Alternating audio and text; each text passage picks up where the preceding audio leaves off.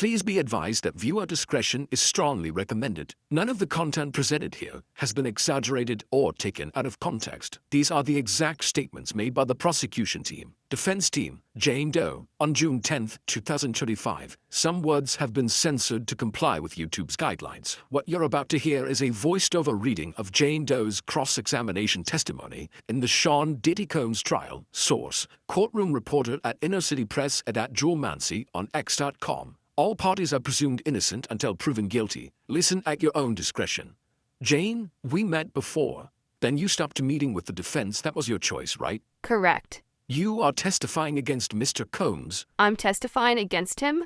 How many times did they prep you on how to be cross-examined at this trial? Maybe 2 or 3 times. Did you bring in other prosecutors to cross you? Yes. And they granted you immunity at the grand jury, right? Yes. You said you had regret about some of the choices you made with Mr. Combs. If you have it, I'd love to look at it with you. You chose to participate in that lifestyle for many years, and you did not want to break up with him, right?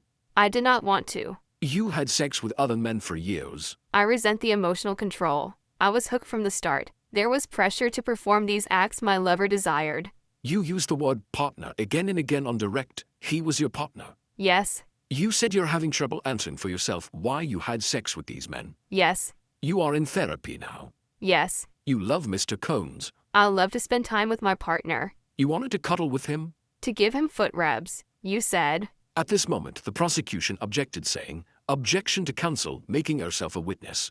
But it was unclear if it was overruled or sustained. I love to bathe him, and we watch his favorite show. Which show is that? Dateline. Did you believe he was not doing this with anyone else? During this time period. You'd look at his messages. Yes. He was vulnerable in those hotel rooms, and I shared that with him. He was conflicting. I was breaking all my boundaries so that he would feel loved. This brought you two together? Yes.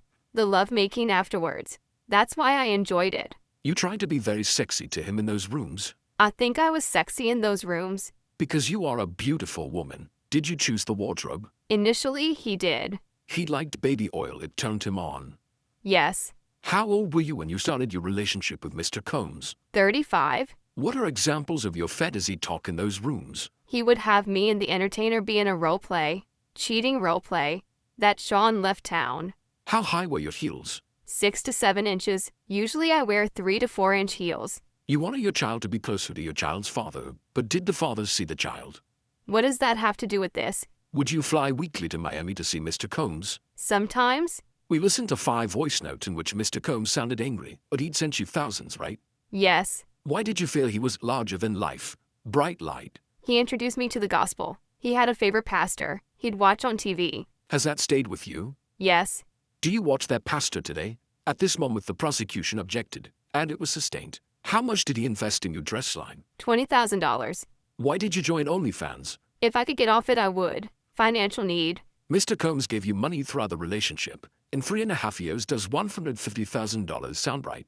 I would assume. You told the government you gravitate toward providers? Yes, as a woman I like that. You called the house our house. Later I saw it as my house. You thought it was important that his staff not know about the entertainers, right? At this moment, the prosecution objected, but it was overruled. Right. And that's a reason you got the house, that and a yard for your son. Can you say, my child? I'm showing the jury some of your text and audio messages with Mr. Combs from March 2023, right after the Turks and Caicos trip. You testified earlier that during that trip, he surprised you with an entertainer and a hotel night, which caused an argument. Yes, it really upset me, and it affected us for a few days. But in the messages you two exchanged afterward, you both sounded affectionate. Mr. Combs told you he loved you. Yes, in a voice note. He also mentioned something about a contract. What was that? He was referring to our love contract. After we agreed on it, he rented me a home for $10,000 a month. And you recorded a message back to him. Would you say you sounded happy? Yes, I told him I had so much fun on the trip, that I loved him and felt closer to him. You said, everything just feels good and I'm so happy. That's right. I did have fun with him. I was expressing love for the time we spent together, except for the part involving the entertainers. When I moved into my rented home in April 2023, Sean paid $40,000 up front to cover the security deposit and the rent for the first month and the last month. The landlord already possessed several months of rent payments in case Combs ever decided to stop paying the rent, correct? Yes. Did Combs indicate that he was also open to paying 3 more months of your rent, even though you were about to break up? Yes. Did you ever believe Mr. Combs would stop paying your rent? There were some times that I definitely felt that he would do that, and he used it kind of like a little tool. The rent was always just like a little reminder. Can you confirm the conversation you had with Mr. Combs regarding your financial situation? Yes, he asked me, "You need 3 months' rent?" I told him I was struggling a bit. And what happened after that conversation? I confronted him later about some things and then, out of the blue, he sent me $20,000. Was this money solicited by you in any way? No, I didn't ask for it. It was completely unsolicited. And how did you use the $20,000 Mr. Combs sent you? I used it to buy some nice furniture for my place. The court heard you sent Mr. Combs a text after receiving the money. Can you describe that message? I texted him to say thank you and called him baby. I was just grateful for the help. So, to clarify, you expressed gratitude and used an affectionate term, correct? Yes, that's right. The court heard a voicemail from Mr. Combs where he referred to you as crack pipe. Can you explain what he meant by that nickname? It was just a playful thing from our trip to Turks and Caicos. We had a lot of fun, and he gave me that nickname, crack pipe. Well, he said he had an addiction to my texts. It was mutual, just fun banter.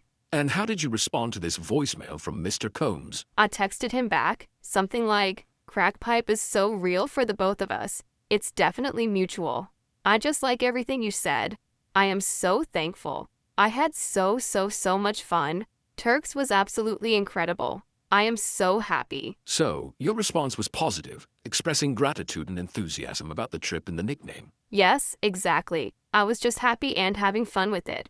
The trip was amazing, and I wanted him to know I appreciated it. To confirm, this exchange was lighthearted and reflected a mutual enjoyment of the time you spent together? Yeah, it was all in good fun. We were just joking around and enjoying the vibe from the trip. You mentioned things changed when Mr. Combs started spending time with you in Miami. Yes, it became difficult for me about 6 months to a year after we started dating. What made it difficult? Their relationship was very public. They posted about each other all over social media. Meanwhile, mine with him was very private. How did that make you feel? It wasn't what I signed up for. I didn't agree to date a man who was in a public relationship with someone else. You testified about a trip to Miami when you were still getting to know Mr. Combs. Can you describe what happened during that trip? Yes, we were in Miami, and he bought me a pair of shoes, a Bottega Veneta bag, and a bracelet. During this trip, did Mr. Combs discuss his lifestyle with you? Yes, he explained that he led a polyamorous dating lifestyle. And how did you react to that explanation at the time? At first, I didn't mind. We were just getting to know each other, so it wasn't a big deal to me then. But your feelings changed over time. Yes, as I developed deeper feelings for him, it became difficult. I was feeling my man and wanted him to be mine. You also mentioned feeling there was an imbalance in how Mr. Combs treated you compared to his other girlfriends. Can you elaborate? I just felt like the way he treated me wasn't the same as how he treated some of the other women he was seeing. It felt unequal. So, to clarify, your concerns about the imbalance arose as your emotional attachment to Mr. Combs grew? Let's talk about your first trip to Turks and Caicos. What did you observe about him? On the flight, I noticed his hands were shaky. His eyes and teeth looked off, and even his coloring seemed unhealthy. I could tell he wasn't taking very good care of himself. Did you suggest anything to him? Yes, that he considered going to a rehab center in Thailand. So, you knew early on he was a addict. In the beginning, I didn't really know how to label it. I just saw someone who was overdoing the partying. But later on? As our relationship went on, I started noticing a very strong pattern. I still didn't call it addiction at the time. Now, I'd say he was a drug addict. But back then, I just thought he was a really big party guy. Did you know if he was on any prescription medication? Toward the end of our relationship, I found out he was taking antidepressants. And you wanted him off drugs? Yes, I wanted him to return to his natural form. He even told me once that he was interested in trying ketamine therapy. Ms. Jane, would you agree that you willingly participated in the so-called hotel nights? At the time, yes. I felt I had to keep the relationship. But no one forced you to take part? Not physically, no. And you were aware that Mr. Combs practiced a polyamorous lifestyle? He told me early on, yes. Yet you chose to stay in the relationship for quite some time? I did. My feelings for him grew deeper. And during this time, he supported you, paid your rent, gave you gifts, covered expenses? Yes, he did all of that. Would you say he was kind and generous at times? Yes, he could be very generous. So, your relationship, though complicated, had moments of affection and mutual agreement. It did, but that doesn't mean it didn't hurt or feel controlling. During the hotel nights, did you and Mr. Combs spend time alone together? Yes, we'd usually have about 30 minutes to an hour alone before the entertainer came, and some time afterward too. And how did you feel about that alone time? I actually enjoyed it, especially when we made love. That part felt intimate. So, he gave you the attention you were seeking. Yes, he gave me the affection I wanted during those nights. Was that typical of him? No, he wasn't generally that affectionate, but on those nights, he was the most affectionate. Were red lights and baby oil only used during the hotel nights? No, they weren't exclusive to those nights. Where else were they used? He used them during our other sexual encounters, even in his private residence. Were you aware that the hotel nights were being filmed? Yes, I was okay with it. And Mr. Combs told you the videos were just for the two of you? That's what he said. You put on a good show for him in these videos because you knew he would watch them again? Yes. Isn't it true that you enjoyed rewatching the hotel night videos with Mr. Combs? No, I did not like that part. But you still did it? Yes, it was just a part of the relationship, something I tolerated, even if it made me uncomfortable. Let's talk about the hotel nights. What was your understanding of why Mr. Combs wanted them? They were driven by his desires. I'd label it as cuckold. A man being turned on by watching his woman have sex with another man. That term was spot on. And why did you participate? Out of love, I wanted to please him. Did Mr. Combs ever explain his motivations? He liked to call it voyeurism.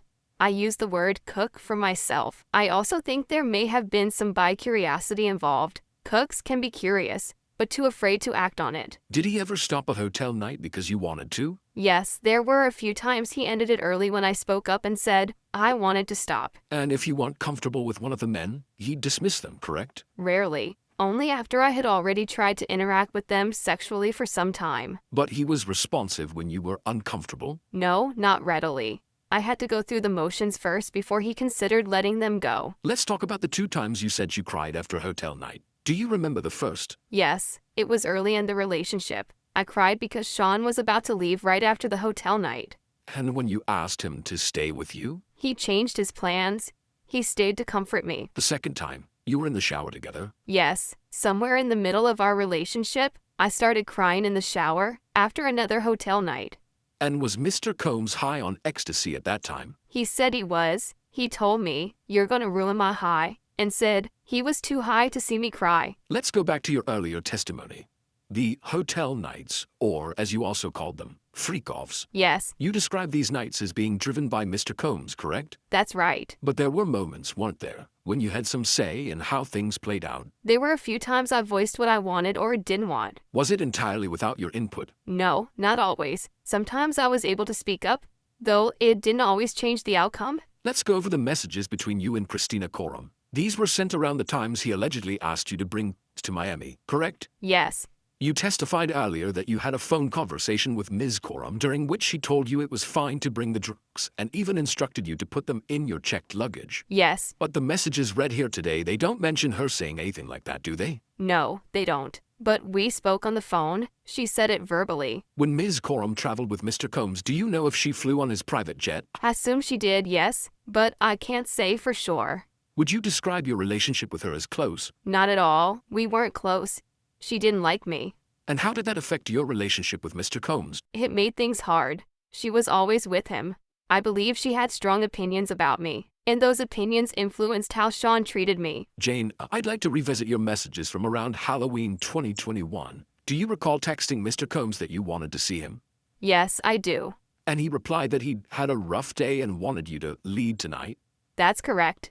You responded by suggesting the two of you freshen up, have a drink, and see where the night goes. Yes, Did Mr. Combs mention he didn't feel like being around people? he did. And the two of you ended up having what you referred to as a hotel night after those texts. Yes, we did. Now, the next day, you texted someone named Sly, asking for explicit videos, is that correct? Yes, I was with him at the time. He asked me to reach out to Sly for those videos. Then a few days later, you texted Sly again, this time saying, I'll organize, and asked about a visit. Yes, we were still together, trying to plan when we might see Sly. You mentioned earlier that you were pursuing a modeling career. Can you tell the court a bit about that? I did some modeling, yes, mostly commercial work. These were exchanges between you, Mr. Combs, and an adult film performer named Cabral. Do you recall those? Yes, These messages included sexually explicit content, correct? they did. Let's turn to the text messages between you and Mr. Combs from November 2021. Do you recall planning to see each other? Yes, I remember. In those texts, Mr. Combs asked you to be explicit, correct? That's right. And in response, you sent him sexually graphic messages involving yourself, Mr. Combs, and someone you referred to as an entertainer. Yes, because that's what he wanted. That's how he liked to communicate. You both exchanged a series of these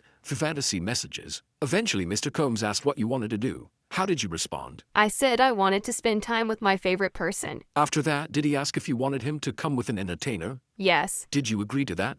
I did because that was the only option I was given, and I wanted to see the one I loved. I'm now going to read aloud a message you sent to Mr. Combs. Reading, "I want to sit on your face." Do you recall sending that? Yes, I do. Can you explain the context of that message? It was part of a sexual exchange. That kind of talk was expected. And in these messages, you also used the water drops emoji several times. What did that emoji suggest? It was meant to suggest sexual arousal or desire. It was part of the way we communicated. Jane, in several of these messages, you describe in detail what you would do to the entertainers Mr. Combs hired for these so-called freak-offs. Do you recall those texts? Yes, I do. Were those your actual desires at the time? No, those were things that wouldn't have occurred to me on my own, Then why send them? because that's what he wanted to hear. I was giving him options, trying to please him. It wasn't about what I wanted, it was about keeping his interest.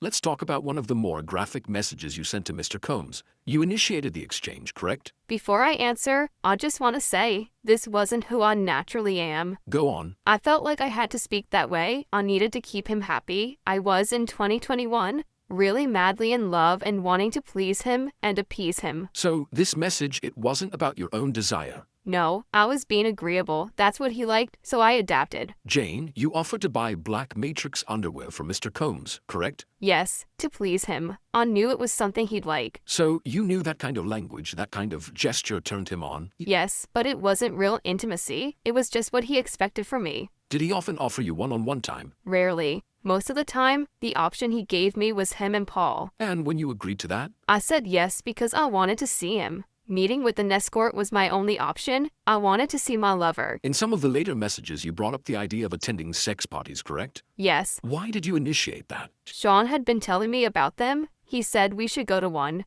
So this was your idea, or his? It was his. I was just giving him options, saying what I thought he wanted to hear. Did you and Mr. Combs discuss hiring escorts like Dawn and Cabral? Yes, he often brought them up. In fact, you reminded him that he wanted to save Cabral for a grand finale. You called it a showstopper. Big boom. Game over situation, didn't you? Yes, I was trying to delay it, just making excuses to get out of something he was pushing me to do. Let's talk about the voice messages from November 22nd, 2021. Combs told you, "The last vision we had included Dawn and Sly, the entertainers you used frequently." That's what he said. You replied suggesting he wait until after the album dropped. Why? Like I said, I didn't want to go through with it. I thought if I played along and pushed it down the line, he'd drop it. But later you saw on social media that he was with another woman. Yes, he told me he wanted to see me, but there she was, posting with him. And in your texts, you expressed frustration. You said he pressured you for hotel vibes with Dawn and Sly, but spent that time with someone else. Someone he bought a Chanel bag for. Exactly. I gave in to things I didn't want,